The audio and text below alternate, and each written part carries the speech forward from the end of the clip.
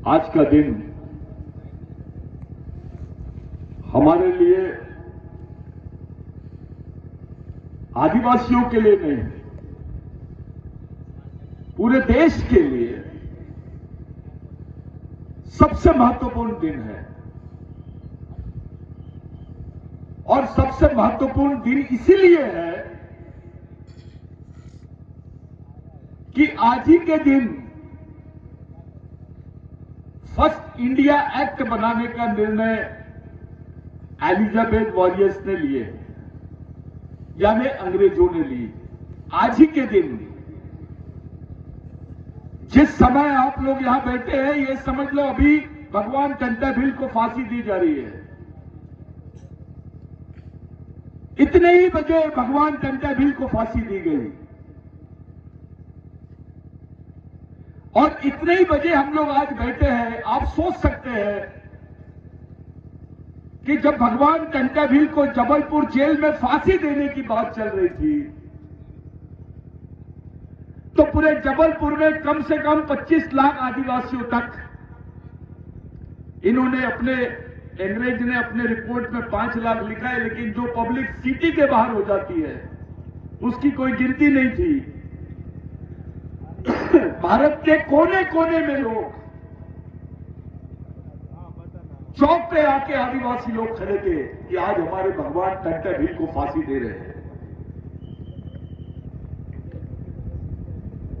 साथियों, ऐसी आस्था, इतना विश्वास किसी भगवान पे भी नहीं किया गया जितना कंटाभिल पे इस देश में किया गया। मैं भगवान की तुलना कर रहा हूं कंटाभिल जी से। उनके आंदोलन पे गरीब आदमी से लेकर समाज के सामान्य आदमी को विश्वास था। कुछ लोगों ने कंटाभिल का इतिहास लिखा है, वो अपूर्ण इतिहास है। उसकी जानकारी आम आदमी तक के नहीं पहुंचाई गई। उसको शासकीय लाइब्रेरी में कैद करके रखा गया, उन किताबों को, और अंग्रेजों द्वारा लिखी गई जो रिपोर्ट्स थी उसको पूरी तरह दबा दिया गया, उसको छुपाया गया।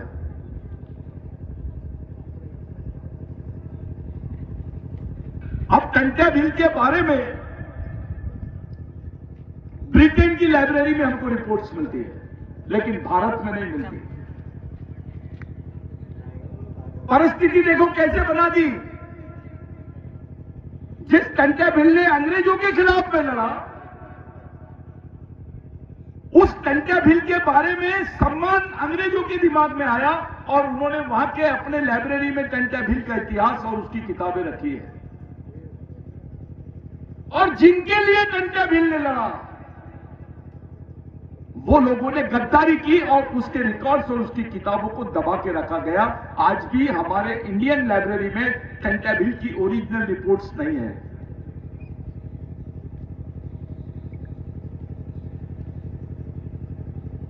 खंडवा का इतिहास, मेलघाट का इतिहास, नागपुर का इतिहास, नागपुर की सेंट्रल जेल में भगवान कंटाभिल थे 1 साल तक। नागपुर के हाई कोर्ट में भगवान कंटाभिल को फांसी की सजा सुनाई गई। यानी मध्य प्रदेश से लेकर महाराष्ट्र तक, यानी उस वक्त के सीपीएन बरार का जो क्षेत्र था, जिसको सेंट्रल प्रोविंस बोलते हैं, पहले प्रोविंस होता था, वो क्षेत्र में भगवान कंटाभिल का जो काम था,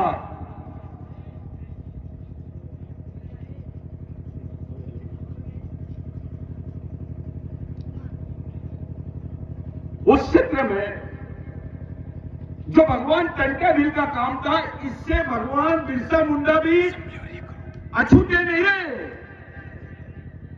जब दूसरे दिन यानी 4 तारीख की खबर थी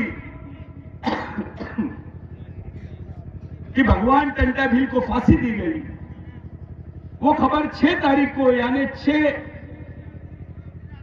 दिसंबर को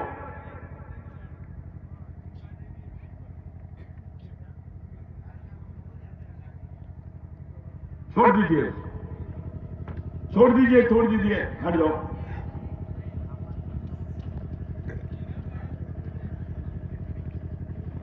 6 तारीख को ब्रिटिश टाइम्स करके एक अखबार है जिसमें यह छप के आया है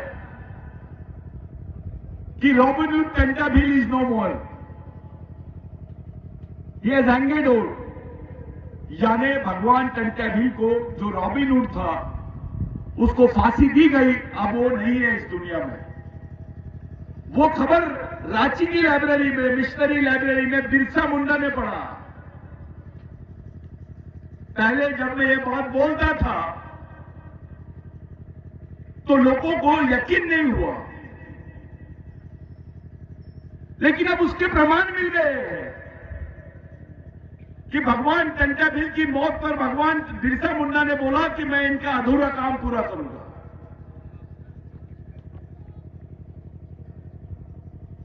सोचिए कि भगवान टंटा भील का जो संघर्ष का इतिहास, उससे प्रेरणा लेकर भगवान बिरसा मुंडा का निर्माण होता है। वो भी वही लड़ाई लड़ते हैं। ये भगवान बिरसा मुंडा का और भगवान टंटा भील का संबंध है।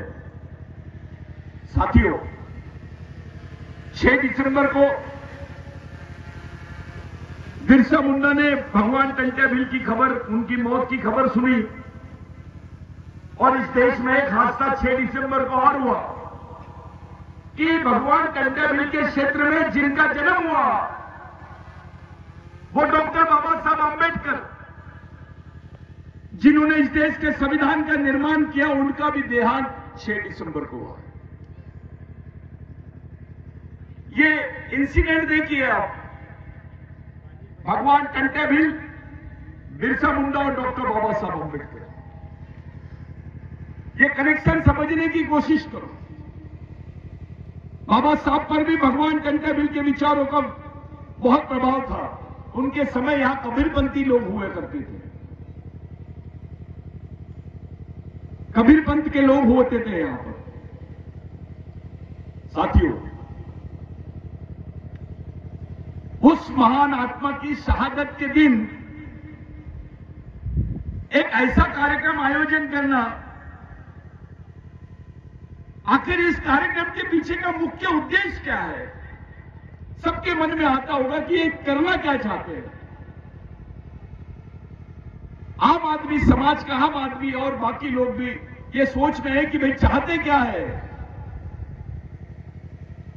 तो मैं आपको एक बात बता देना चाहता हूं कि भारत में आदिवासियों की, यहां के दबे कुचले लोगों की समस्याओं को देखकर ये निष्कर्ष पे हम लोग पहुंचे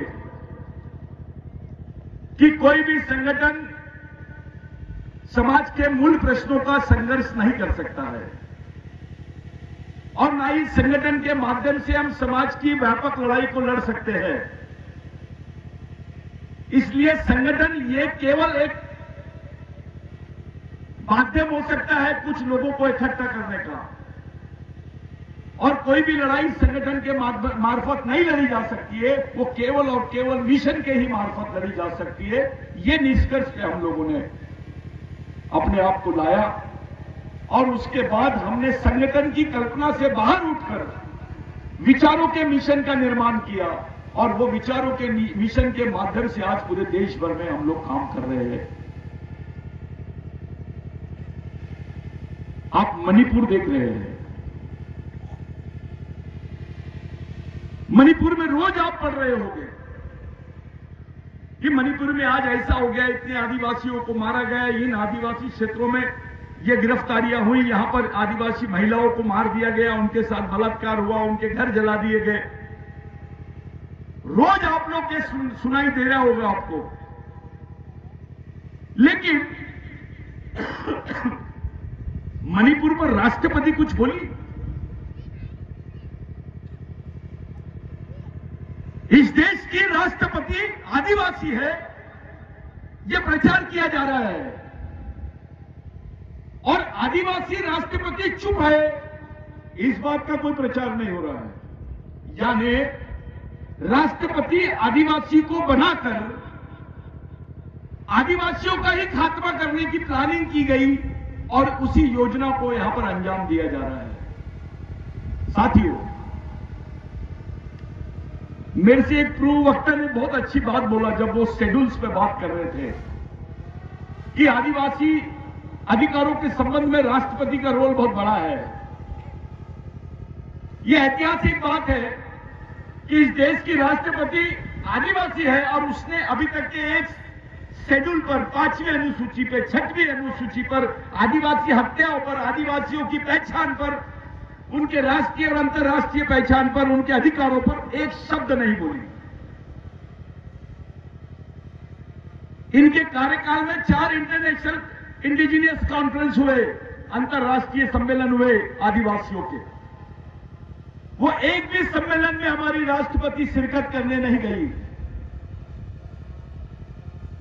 यानी जो आदिवासी राष्ट्रपति है वो नजरबंद है। मैं ऐसे राष्ट्रपति को हम लोग हमारी आदिवासी है करके हम बोल रहे हैं, ये नजरबंद है। उसको भारत सरकार ने आदिवासी राष्ट्रपति को नजरबंद करके रखा है। ये परिस्थिति है कि एक आदिवासी व्यक्ति राष्ट्रपति बनने के बाद भी अपने समाज के प्रति खुली बात नहीं रख सकता है। इससे ज्यादा दयनीय परिस्थिति और क्या हो सकती है इस देश में।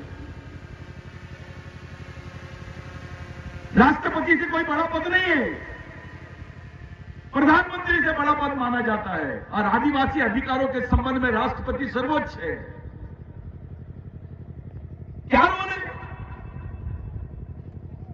एक राष्ट्रपति बनने के बाद आपके बारे में एक शब्द नहीं बोल सकती है, तो अपना आम आदमी से आप क्या विश्वास करोगे कि ये कुछ बोल सकते हैं, या एक छोटे मोटे संगठन से आप क्या